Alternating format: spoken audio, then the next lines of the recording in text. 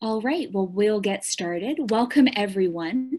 We're so excited to have you joining us here today for our conversation on measuring impact in reproductive rights programming using the Impact2 tool from Marie Stopes International. My name is Jessica Fern. And on behalf of the Canadian Partnership for Women and Children's Health, we're so excited that you are joining us today.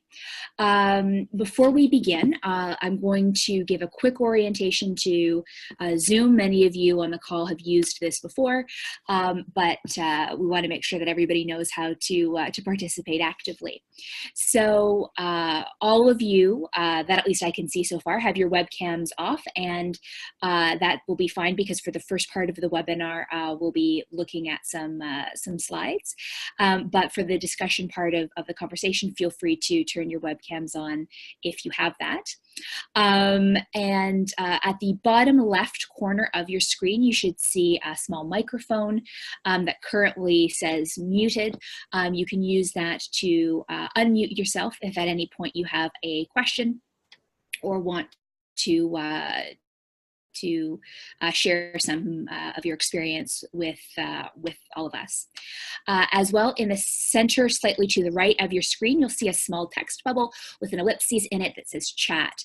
You can use that function to pose a question or to send a message directly to me if you're facing any sort of technical difficulties. You also will have the option under participants, which is to the center and slightly left. If you click on that, you should be able to see a list of functions, including the ability to raise your hand if you have a question. So I'll be monitoring the chat in case anybody has any specific questions. But of course, we're all friends here, so feel free to unmute yourself and ask if you need clarifications or would like more information at any time. For our presentation today, we'll be hearing from our colleagues at Marie Stopes International, giving us a bit of background to the tool, where and how it's been used, and as well as some specific suggestions for its practical implementation. As I said, ask questions anytime, but of course we will have some dedicated time at the end of the conversation for any questions that you may have. As always, CanWaCH is a bilingual organization. Today's conversation will be in English. However, if you have any questions, please feel free to ask them in the official language of your choice, and we will be sure to translate that as necessary. So before I turn it over to George, who will be speaking, I just want to say a little bit more about the Canadian Partnership for Women and Children's Health, who we are and why we're all gathered here today. CanWaCH is a membership-based organization comprised of over 100 Canadian organizations that are dedicated to working at the intersections of global health and gender equality. Often with a specific focus on the health and rights of women, children, and youth. We also have many associates who comprise individuals and organizations outside of Canada who share that same goal and same mandate.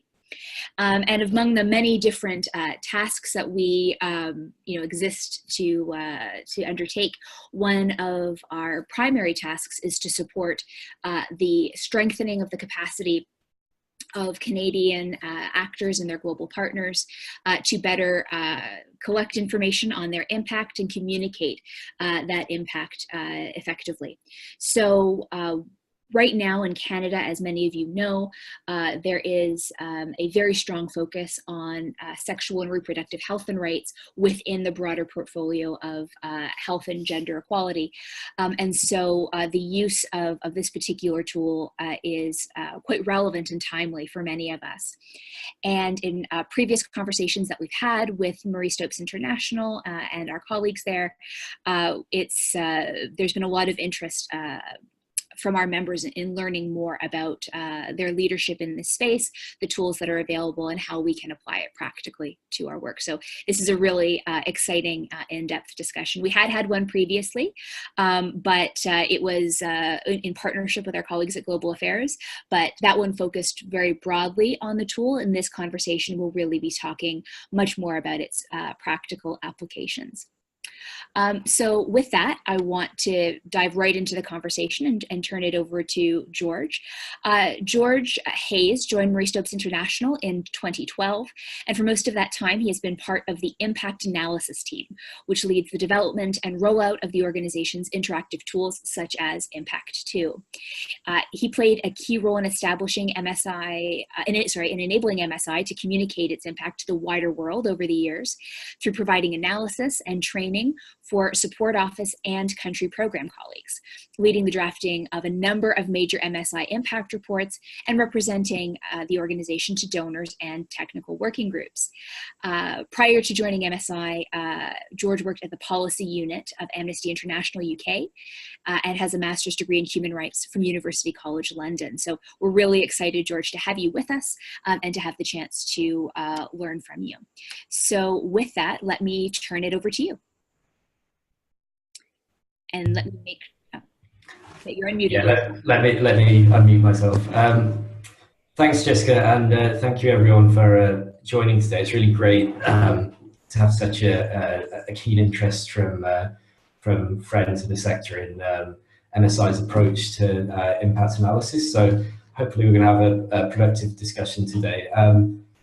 What I was going to do is give a brief background into Impact2 and our approach to modelling, but as Jessica mentioned, really what this will be about is a demonstration of how the tool actually works, because our last webinar with Global Affairs was kind of focused a bit more broadly on our general approach, but we didn't really get to impact analysis, but we didn't really get into the specifics of the tool. So hopefully you'll come away from the session today with a better understanding of how this tool actually works. So just to begin, let me share my screen.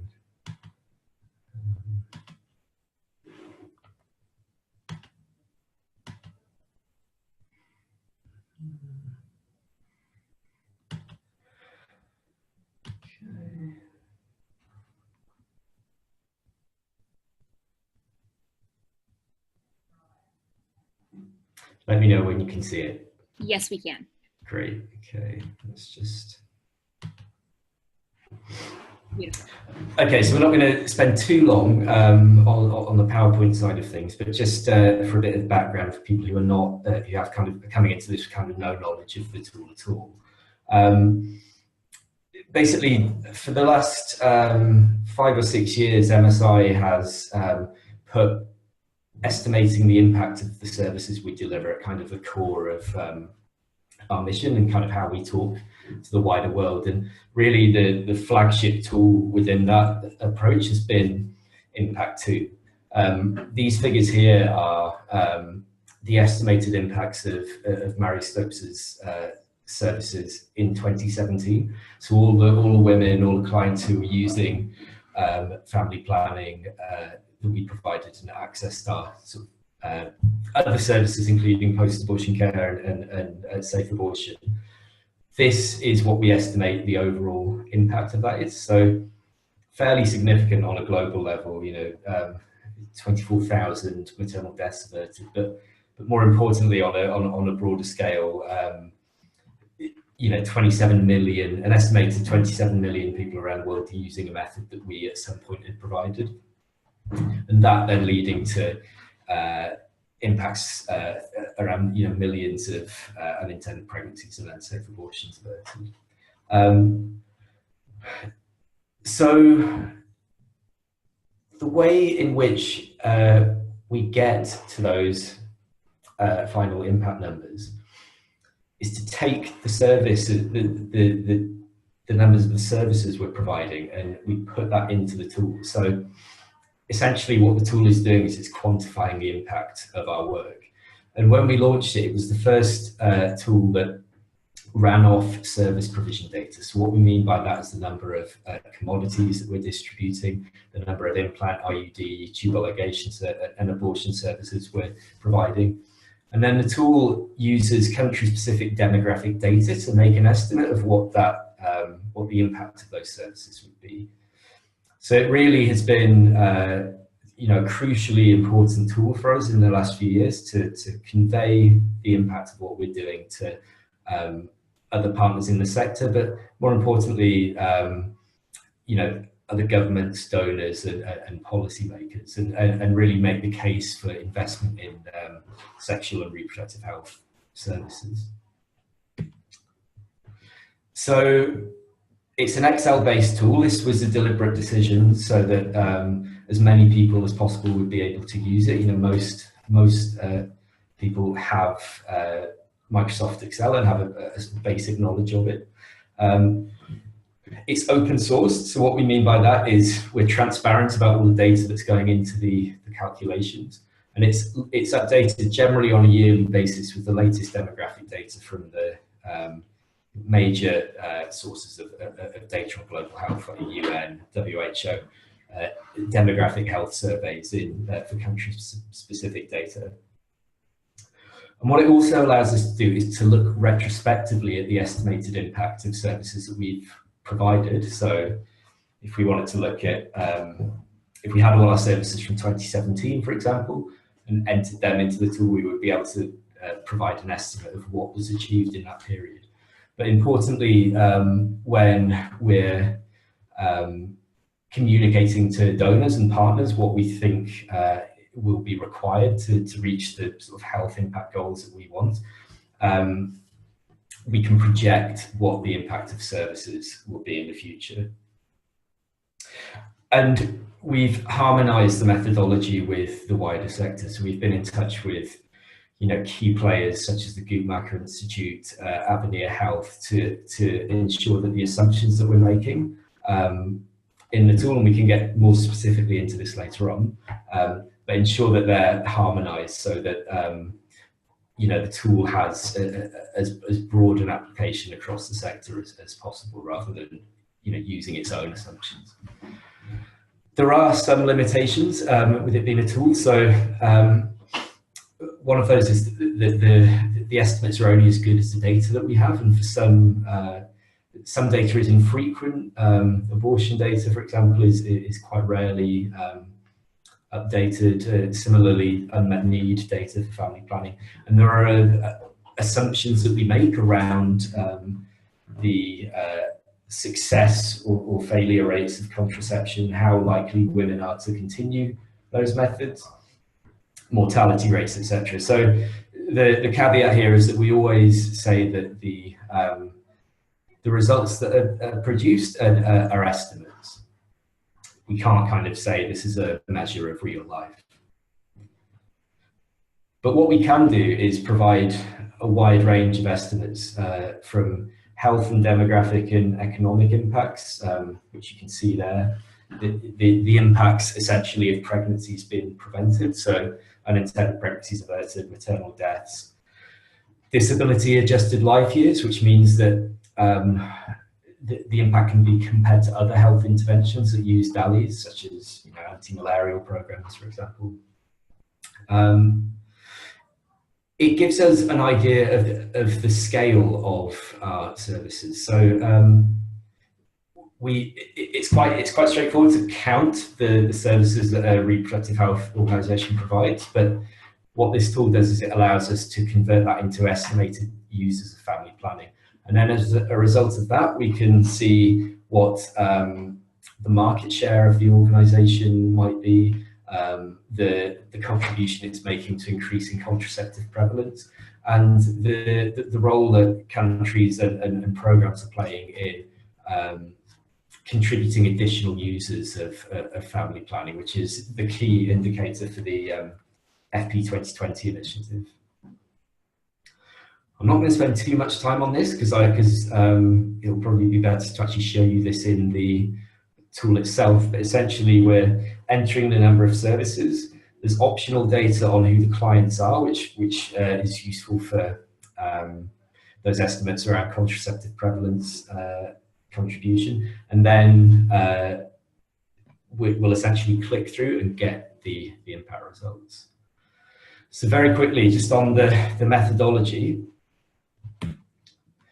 what we're doing is converting the services that we provide into estimated uses of family planning. And there's two different approaches depending on the type of method that we're talking about. So for long-acting and permanent methods, which women can use over multiple years, we count backwards and apply continuation and mortality rates. So what that means is that if we delivered 100 implants in 2015, we apply assumptions to those numbers, which then allows us to estimate how many of those women are still using that method in subsequent years.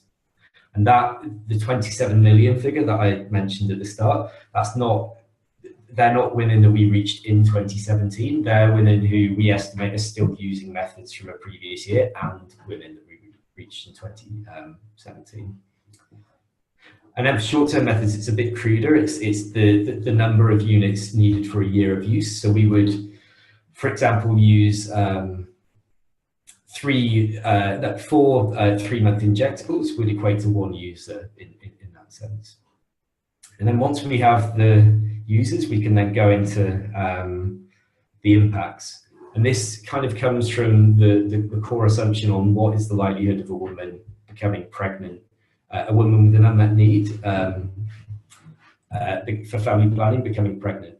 This comes from the Guttmacher Institute, and it's called the comparative pregnancy rate, and they estimate it's around 41%.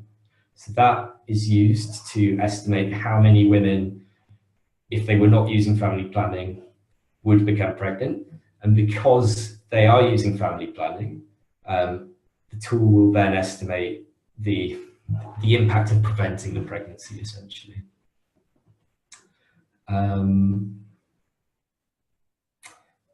We'll cover this later on, but yes, essentially we're looking at all the potential outcomes of a pregnancy that's been prevented. So what is the likelihood that women will die from maternal related causes? How many pregnancies will end in abortion, etc.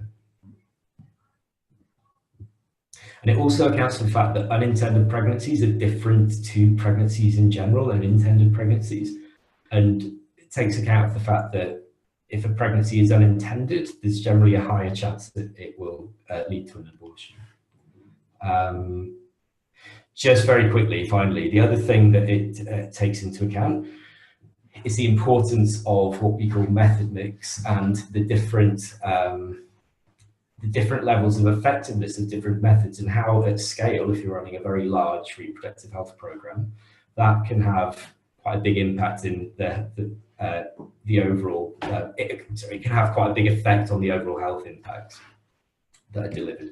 So here, for example, in scenario 1, we've got 52,000 women that have either had, or the majority have received an implant or a female sterilisation.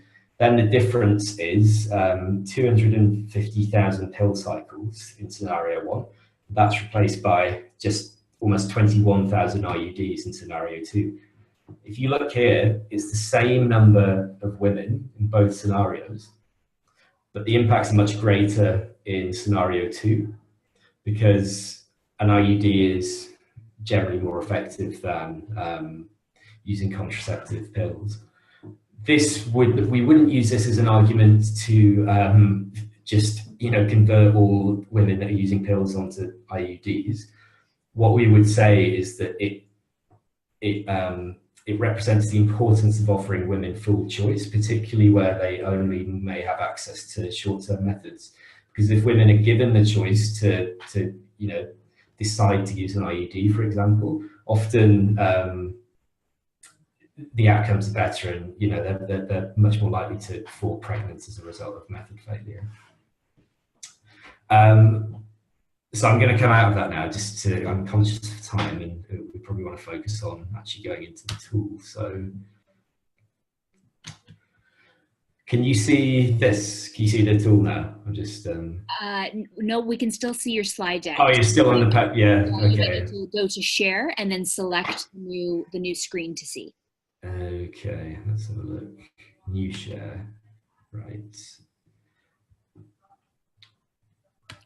Yeah, there we go. How about now? Yes, I can. That's great. Great. Okay. So this is what you'll see when you open the tool up. there are two modes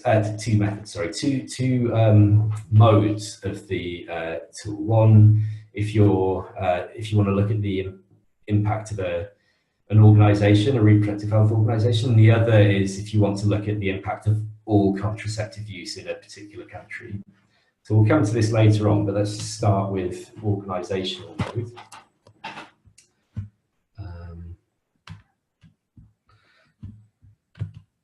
Let me just move the...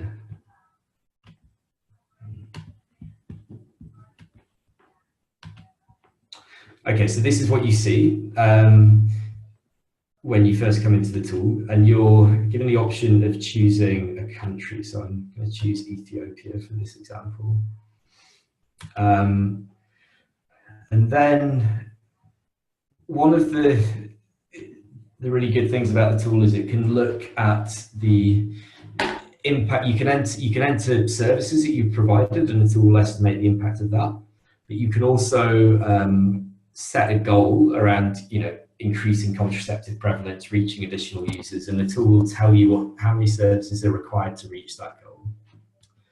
So we'll come to that later, but let's just start now with service provision to impact.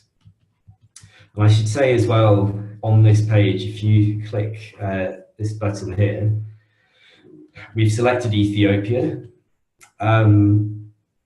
Down here, this is what we call the default data. So it's all the underlying data that will be feeding the impact estimates. So this is going back to 1982, the kind of demographic data for Ethiopia. So you've got the population of women of reproductive age, fertility rate, life expectancy. That goes all the way out to 2055. You've got maternal mortality ratio, the most recent estimates, things like contraceptive prevalence here. Hang on,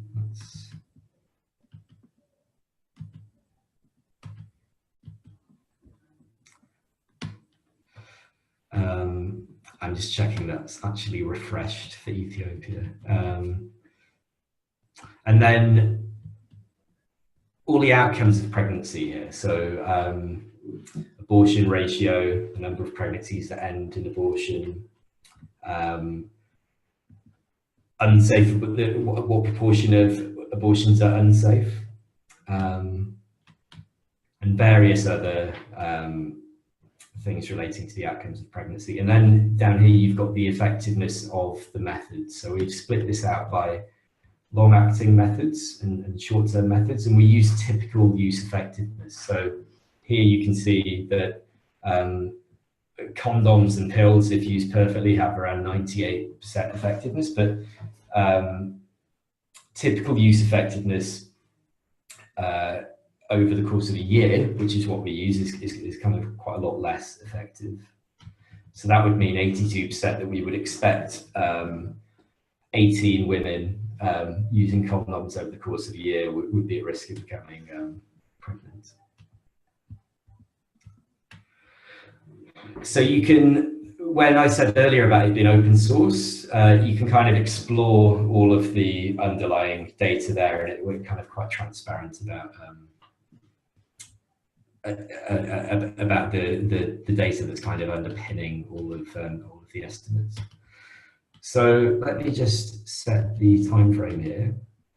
So if we want to look retrospectively at services in Ethiopia, this is using Mary Stopes's service data. I want to look at 2015 to 2017. Click next. Then we have starting at the top, long-acting methods, short-term methods down here. So what you would do if you have a sort of blank version of this and you had a record of your services is you just enter them in the right column for the year and the right row for the method, and then click next. This page is optional. This is what we call the client profile page. Not all organizations collect this sort of data. So if your organization doesn't know what proportion of clients are what we call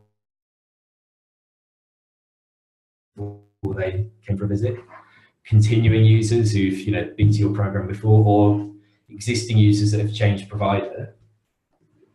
If you don't know that, it's not the end of the world, but if you do have this data, you can enter it here, and it will then allow the tool to estimate the contribution you're making to overall contraceptive growth in the country. So I'll just leave that as it is now and click next. And then you have the menu of impact results. So let's start with health, demographic and economic impacts. And we have two ways of looking at impact. Annual impact and what we call service lifespan impact. So if we just begin with annual, and I should say as well, these question mark buttons throughout the tool will explain will explain things if you're kind of stuck. So just to go over the difference between service lifespan and annual. Annual impacts are the impacts that happen in a given year. So if you were running a program, you've been running it for a few years, you'd served women with LARC or long-acting methods in previous years, and they were still using them in 2017. Let's say 2017 is the year you're looking at. What the tool will do is it will factor in those old services as well as what you've delivered in 2017 and come up with an estimate of the total impact of your program in 2017. So that's annual impact. So for example, here it shows it, we estimate that in 2010 we averted however many maternal deaths. The other way we can look at impact is what we call service lifespan. So this isolates the services in a given year, and it looks at what the overall impact of those services will be. In the case of long-acting methods that women can use for more than 1 year, it projects that out into the future. So this is really useful for when speaking from my experience at MSI, when we have committed to donors what we're going to do with the funds they're providing us for funding family planning services, we can use this to project out into the future what the overall impact of those services will be. So let's say we're going to deliver 1,000 5-year implants. This feature here, service lifespan, will tell us what the estimated impact of that is over the service lifespan of those services. And generally, the service lifespan number is slightly bigger. So these are the annual impacts in Ethiopia. Here we can say that as a result of the services our program in Ethiopia has been delivering over the years, there were nearly 900,000 unintended pregnancies averted in 2017. 4,500 maternal deaths. If we look at service lifespan, we can say that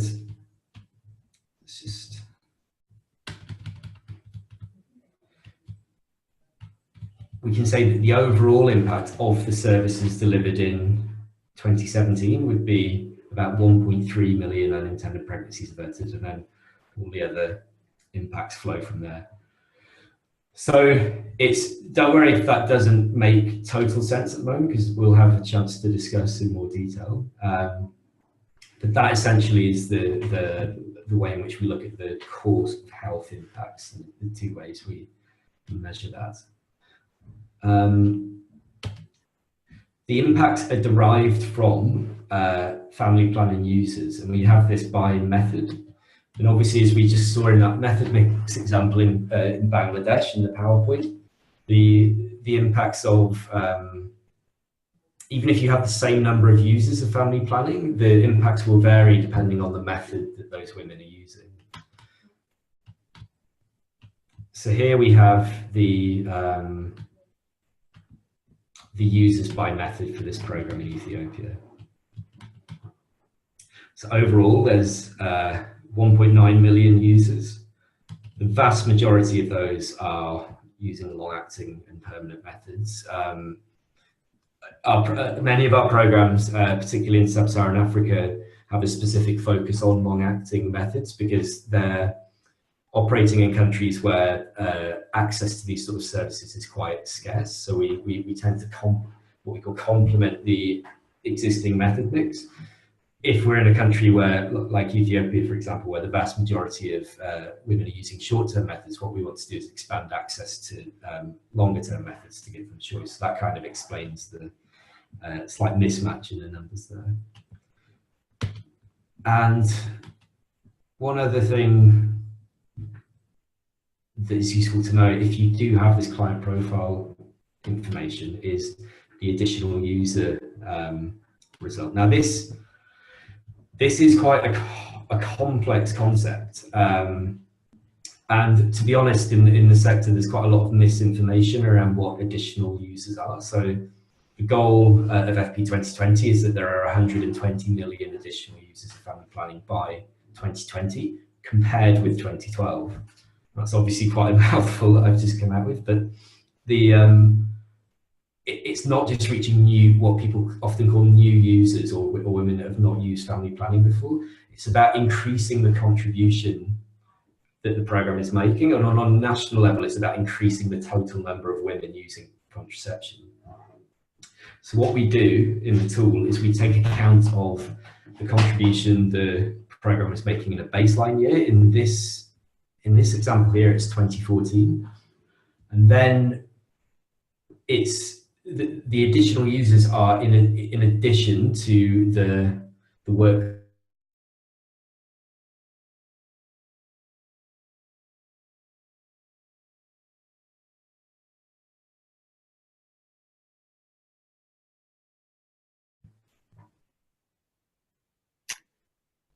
George, I think we appear to have lost some sound from you. I wonder if others are experiencing the same. Hopefully we can get you back in just a second. So hang tight, everyone. Okay, yes, others are experiencing that as well. All right, I think we'll let us troubleshoot. That's always the fun of some of these working with technology. Just stand by. I think George is going to rejoin us. But in the meantime, while we're waiting for him to do so, for those of you that have joined since we started earlier, please note that at the bottom to the slight left of your screen is a chat feature. It has a little speech bubble with an ellipses in it. If you open that up, you're able to post or share any questions that you might have written down. Or alternatively, you can also ask your questions by clicking the unmute button just to the bottom left. I see I have a phone call coming in. I'm going to check to see if that's George.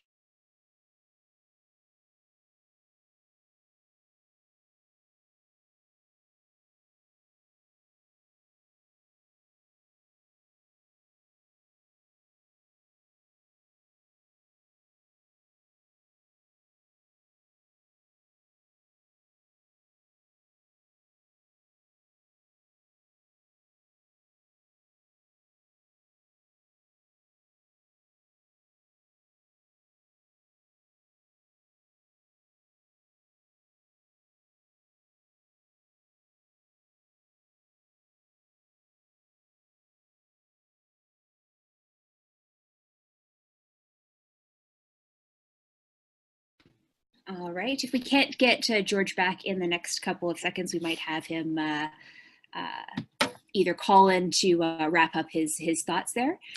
So my apologies, everybody. We should have an answer for you in just a quick second.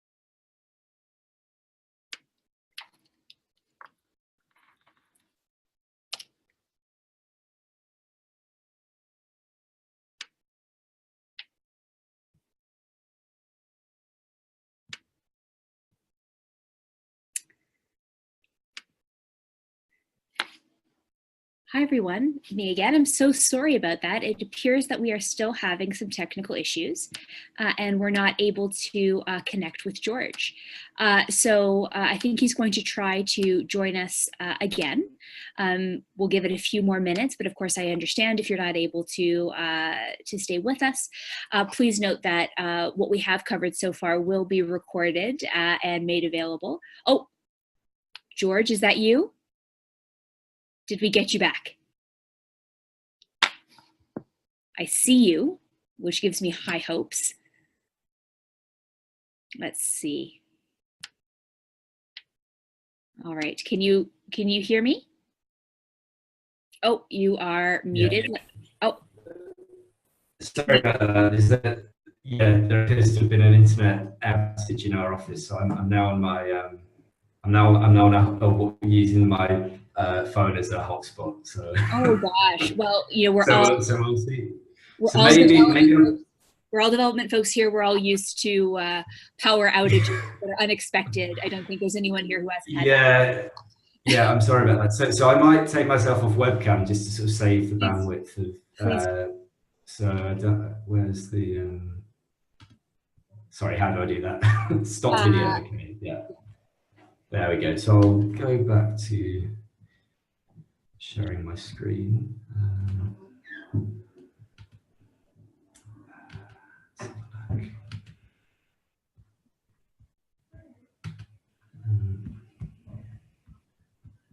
And let me know as well, George, would it be easier if I operated the slides from here? Let's see how we go, because I think I was just using the. Oh, right, of course. I was in the actual model, so as long as you can see this. Yes, I can. Great.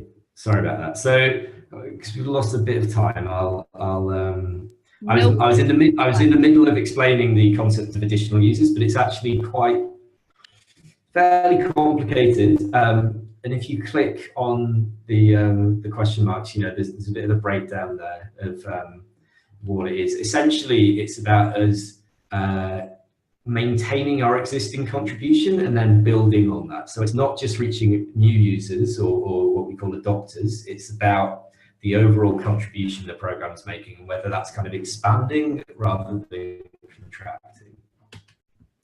One really useful thing I want to show you is this feature here called Create Report. So we've gone through here, this is the example in Ethiopia. If you're running multiple scenarios and you want to keep a record of that, this function is really useful because it basically creates a separate spreadsheet which has all of the underlying assumptions that went into your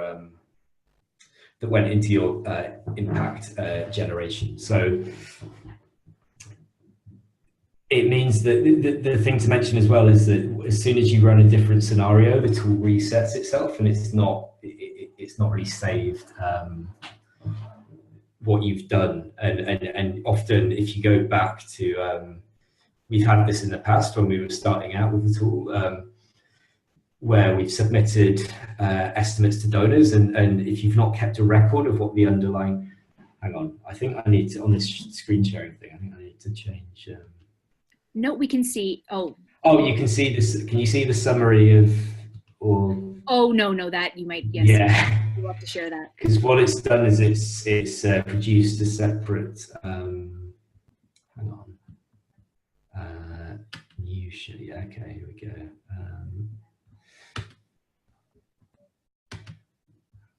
Okay, so hopefully you should see that. So what I've done by pressing that button is I've produced a separate spreadsheet which has all the impact results, but importantly here, if you click on this, it has all the underlying assumptions as well. So all the demographic and health data that we talked about before, as well as the actual services, they're in there as well. So that's a useful thing to remember. Let's just go back.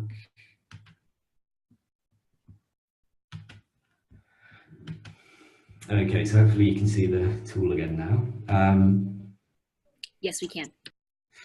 Okay, so that was a quick and dirty run through of organisational mode. What I wanted to show you now, before we get to the discussion, is an example of using the tool to set a goal, and then the tool essentially telling you what services would need to be delivered to achieve that goal. And also, I want to do that in the whole country mode. So, sorry, George, a quick question. Sorry, go on. Just a very quick question. Yeah, any questions? Yeah. One of the questions that we received was, how would one adapt the approach for use with district or provincial level?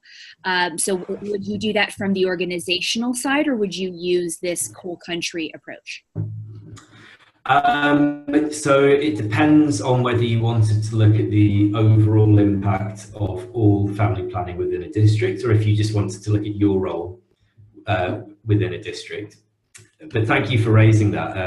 You reminded me that it's quite an important point. This little toggle here, so I've gone back into organisational mode. This allows you to, there should be a pop-up there, but I'm not sure what's going on. Yeah, I apologise, that should have a row under there, but it said, oh, I know what's happened. It's because I've not selected a country. So let's just select that.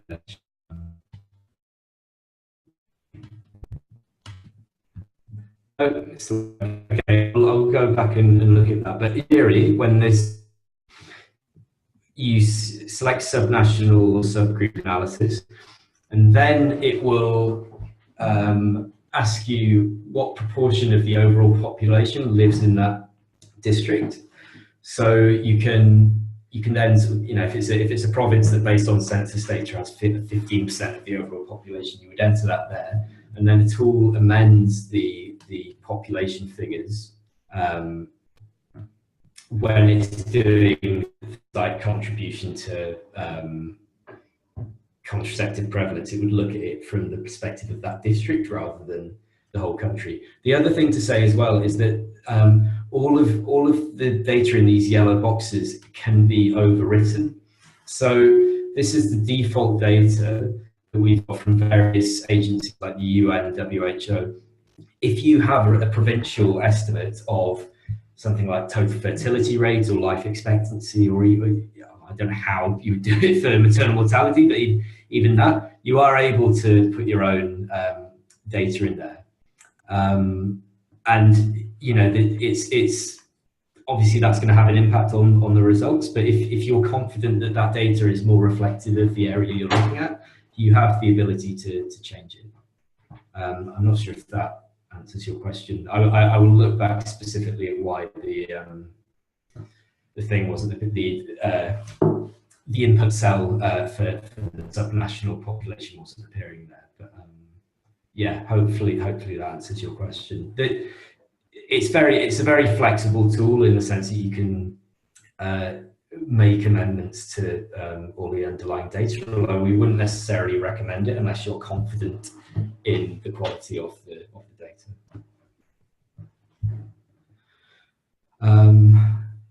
Okay, so just quickly, let's go into whole country mode. I'm going to look for no particular reason at Nigeria, because I was looking at their CPR figures. So it's essentially the same process. It's just a little bit under the lid that's different in terms of it looking at the overall levels of contraception contraceptive use, within a country.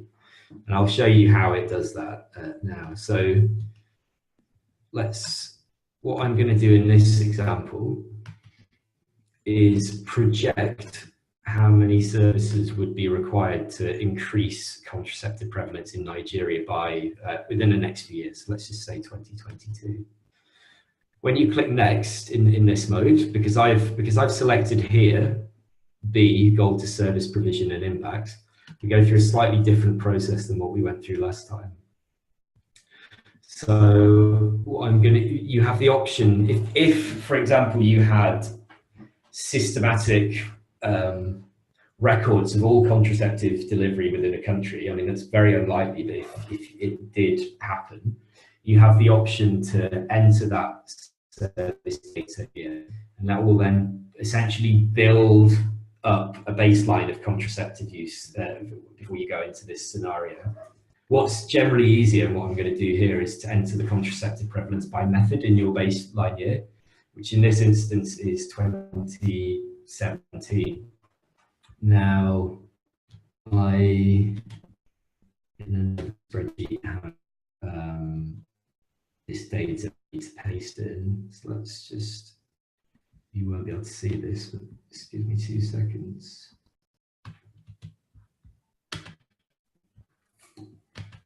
Okay.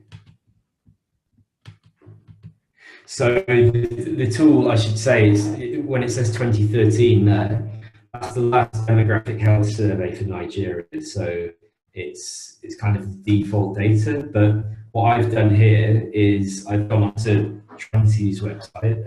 Track20 is the initiative that Avenir Health run, which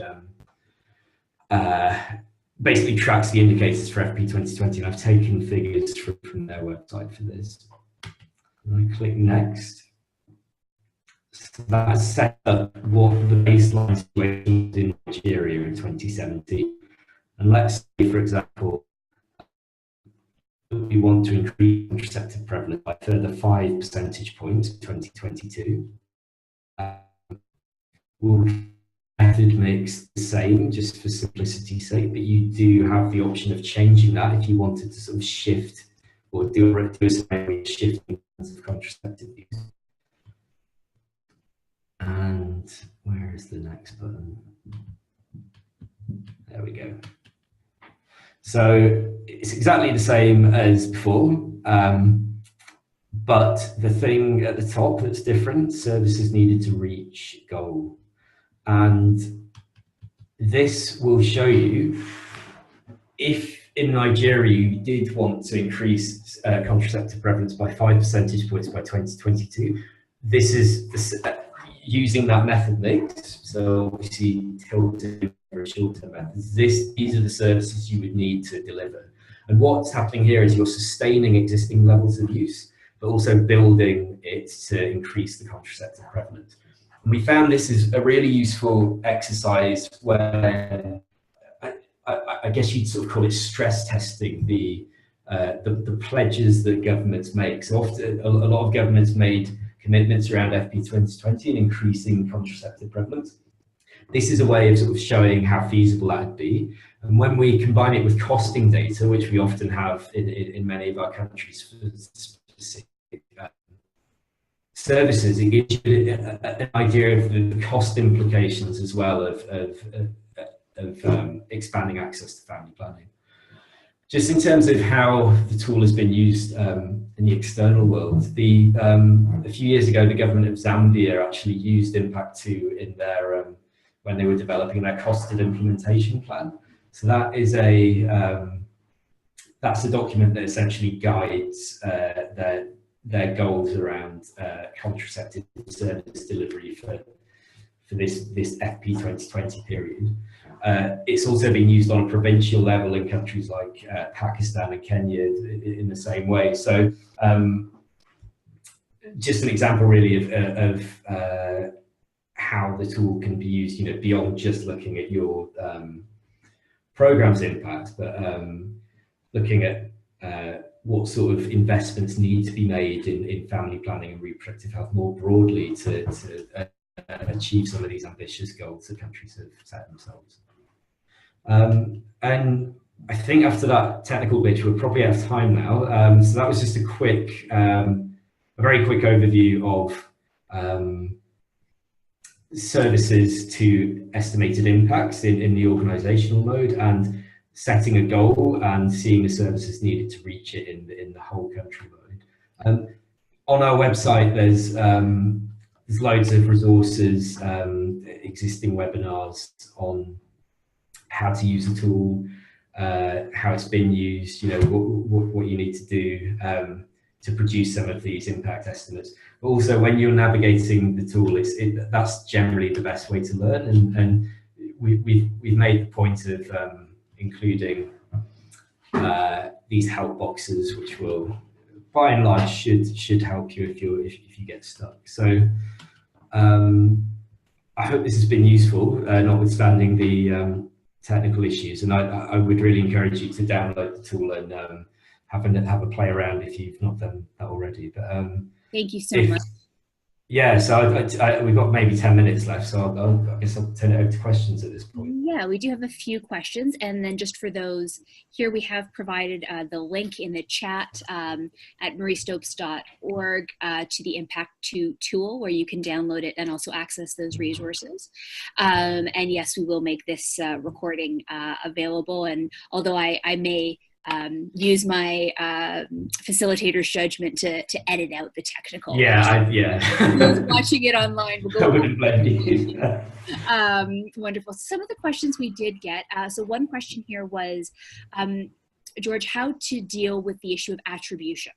So an example here is if you provide long-term methods and someone else provides a short-term method such as condoms, or so maybe your agency versus a national distribution or other partners.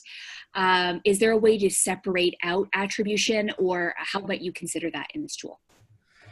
So in terms of attributing impact, basically the tool is interpreting anything you input into it as being essentially a service that you provided. Attribute, so the if you know the number of long-acting or short-term methods, whatever it might be, provided, the tool will kind of quite neatly tell you what the health impacts of that are. In terms of attribution, it becomes a bit more complex when you're talking about your role in increasing contraceptive prevalence, because we've made an assumption that when in the scenarios where we're modeling the estimated increase in CPR or that the program's responsible for, we've made an assumption that all other providers are at least maintaining their existing output. So it assumes that CPR remains level, or that the contribution that other providers are making to CPR remains level, because we can't. It may be going forward that we have a stronger idea of what other implementers are doing, but certainly at the time we first introduced this tool, we generally don't know what other people are doing. So the caveat there is that in reality, your additional user estimates or contribution to CPR growth estimates, they might be inflated, because in reality, other providers may leave the country. They may sort of reduce the number of services they're delivering. And that would then mean that your program, or whichever program it was that you're modeling in this tool, may be offsetting some of the losses that are made to the overall number of women that are using contraception in the country. So what we found is that our actual additional user estimates in this tool are, we're very conscious of the fact that they're inflated, and it does kind of create a slight dilemma in terms of how that's communicated. We do just have to say it's an estimate. It's likely to be a slightly inflated estimate, because we're assuming that other providers are sort of maintaining their existing level of output. Right. So really, when we're attributing what we've done, we tend to sort of present it as an inflated estimate and say that our likely contribution is probably not that large, because we're probably offsetting losses elsewhere. It's quite a complex concept, and I'm sort of regretting not having a specific thing on my screen, showing it in terms of a diagram, or but we've got a lot of resources on our website that go into detail around you know, the additional user and contribution to CPR result. And that's really where this question of attribution rears its head. It's not as much of an issue when you're looking at health impacts, you know, the first part of the tool that we looked at. Thank you, George. We have one other question here, which was, is Impact2 linked with any return on investment tool? Or do you have any suggestions or examples of that? So it's not linked, it's not integrated with any costing or return on investment tools. There is one output in the tool which is called direct health costs averted. So this is based on an estimate of, and there are quite a few assumptions in this one, so we don't tend to use it that often, but it's based on the assumption that if a woman had become pregnant or had suffered complications of pregnancy and she'd received care for that, what would it have cost their families or the health system? And because we prevented the pregnancy, what is the estimated cost averted? So it's only direct health costs averted.